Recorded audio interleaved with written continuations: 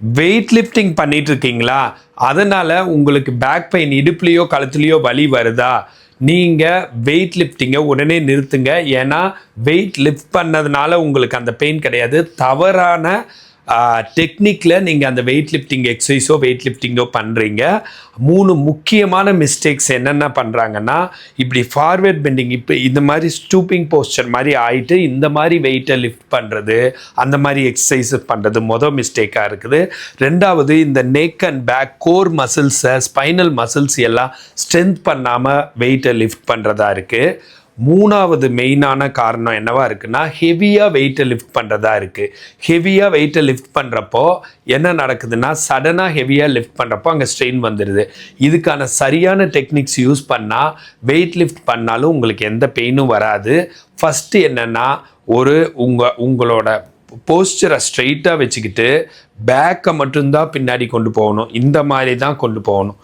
திரும்பி நின்று காட்டுறேன். இப்படி ஸ்ட்ரெயிட்டாக இருக்கணும். இதை இப்படி கொண்டு போகக்கூடாது. பேக் மட்டும்தான் இந்த மாதிரி கொண்டு போயிட்டு வெயிட்டை லிஃப்ட் பண்ண வேண்டியதாக இருக்குது. ஸோ இந்த மெத்தடை, பேக்கில் போய் லிஃப்ட் பண்ணுற மெத்தடை நீங்கள் ஃபாலோ பண்ணுங்கள், பெயின் வராது. 2வது, கோர் மசில்ஸ் எல்லாம் ஸ்ட்ரென்த் பண்ணுற மாதிரி எக்ஸசைஸஸோ இல்லைன்னா இப்போ நான் சொல்கிற ஒரு மூச்சு பயிற்சி, மூச்சை நல்லா இழுத்துட்டு வயிறில் ஹோல்டு பண்ணிக்கோங்க. இந்த இப்படி ஒரு குத்துனா கூட டைட்டாக இருக்கும்ல, அந்தளவுக்கு ஹோல்டு பண்ணிவிட்டு அப்புறம் வெயிட்டை லிஃப்ட் பண்ணுங்கள். இதெல்லாம் டைட்டாக இருக்கும் மசில்ஸு, அது ரொம்ப யூஸ்ஃபுல்லாக இருக்கும்.